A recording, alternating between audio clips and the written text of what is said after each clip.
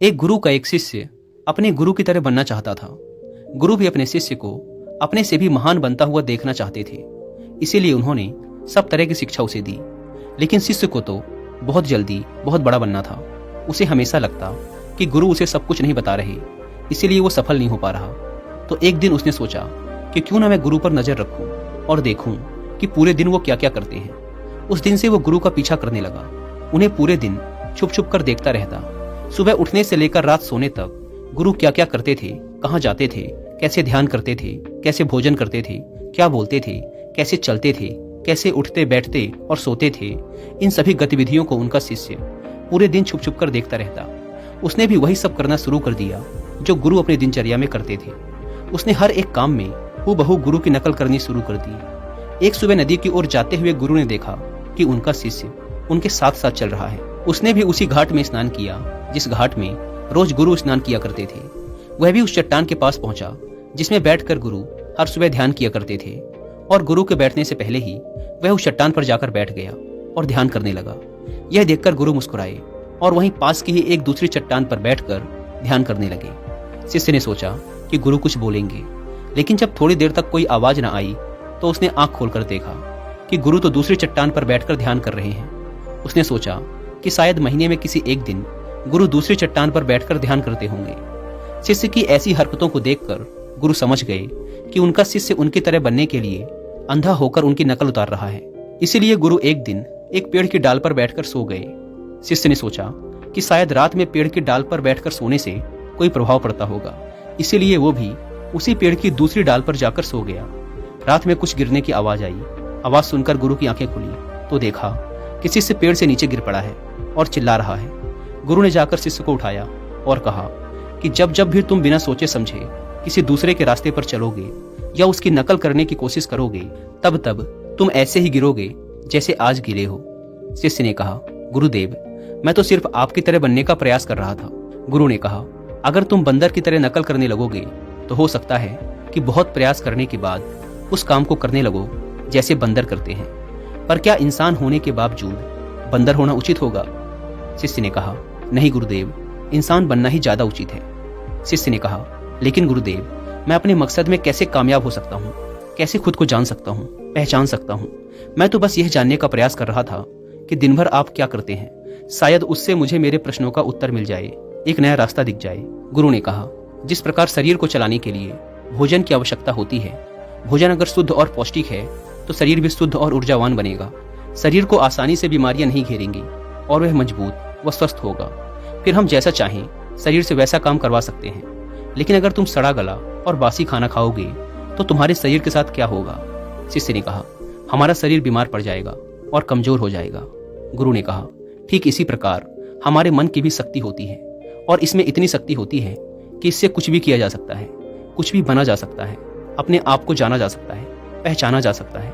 लेकिन इस मन की शक्ति को नापा नहीं जा सकता, तौला नहीं जा सकता। शिष्य ने कहा, गुरुदेव, आप तो इतने बड़े ध्यानी हैं, ज्ञानी हैं, इसीलिए आपके पास मन की शक्तियां हैं जिनका उपयोग भी आप कर सकते हैं। लेकिन अगर हम करने का प्रयास करें तो कुछ भी नहीं होता। गुरु ने कहा, शक्ति तो तुम्हारे पास भी उतनी ही है जितनी मेरे पास या किसी और के पास है। शिष्य ने कहा, तो गुरुदेव, फिर हम सभी लोग कामयाब क्यों नहीं होते? हमारे जैसे बहुत से लोग हमेशा सफल होते रहते हैं। आखिर ऐसा क्यों होता है गुरुदेव? गुरु ने कहा, क्योंकि मन की शक्तियों का लोग सही तरीके से उपयोग नहीं कर पाते, बल्कि मन की शक्तियां उनका उपयोग कर लेती हैं। जो मन की शक्तियों को समझ गया वो ज्ञानी बन गया। जिसने अपने मन की शक्तियों को एकाग्र करना सीख लिया उसका जीवन आसान हो जाता है। फिर वह अपने जीवन में जो भी चाहता है, शिष्य ने गुरु से कहा, उसे हासिल कर लेता है। क्या आप मुझे मेरे मन की शक्तियां दिखा सकते हैं? मैं इन्हें समझ नहीं पा रहा। गुरु ने कहा, हाँ, मैं तुम्हें तुम्हारे मन की शक्तियां दिखा सकता हूँ, लेकिन इसके लिए तुम्हें मेरा एक काम करना होगा। क्या तुम मेरा काम कर सकोगे? शिष्य ने कहा, हाँ गुरुदेव, आप बताइए तो सही, मैं जरूर आपका काम करूंगा। करना क्या है मुझे? गुरु ने कहा, काम ज्यादा मुश्किल नहीं है, बस तुम्हें इतना ही करना है कि अपने मन में उठने वाले विचारों को एक एक लकड़ी के समान समझना है, और हर एक विचार के उठने के साथ एक लकड़ी को उठाकर उस कुटिया के अंदर रख देना है। और ये काम तुम्हें अगले 1 महीने तक करना है। ध्यान रहे, एक विचार के लिए एक लकड़ी का होना आवश्यक है, ताकि तुम्हारा कोई भी विचार तुमसे छूट ना पाए।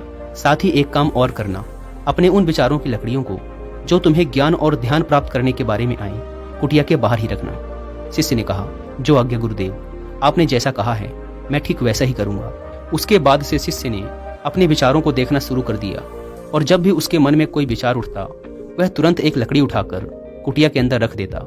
ऐसा करते करते 1 महीने का समय बीत गया तो शिष्य गुरु के पास जाकर बोला, गुरुदेव 1 महीने का समय बीत चुका है और मैंने ठीक वैसा ही किया है जैसा आपने कहा था। अब आप मुझे मेरी मन की शक्तियों को दिखाएं। गुरु शिष्य के साथ उस कुटिया में गए जहां उसने लकड़ियों को इकट्ठा किया था। गुरु ने देखा कि पूरी कुटिया छोटी छोटी लकड़ियों से भरी हुई है, यहाँ तक कि कुछ लकड़ियां कुटिया के बाहर भी गिरी हुई हैं। गुरु ने पूछा, तुम्हारे ज्ञान और ध्यान के विचारों वाली लकड़ियां कहाँ हैं? शिष्य ने बाहर पड़ी कुछ लकड़ियों को गुरु के सामने लाकर रख दिया और कहा, यही हैं ज्ञान और ध्यान के विचारों की लकड़ियां।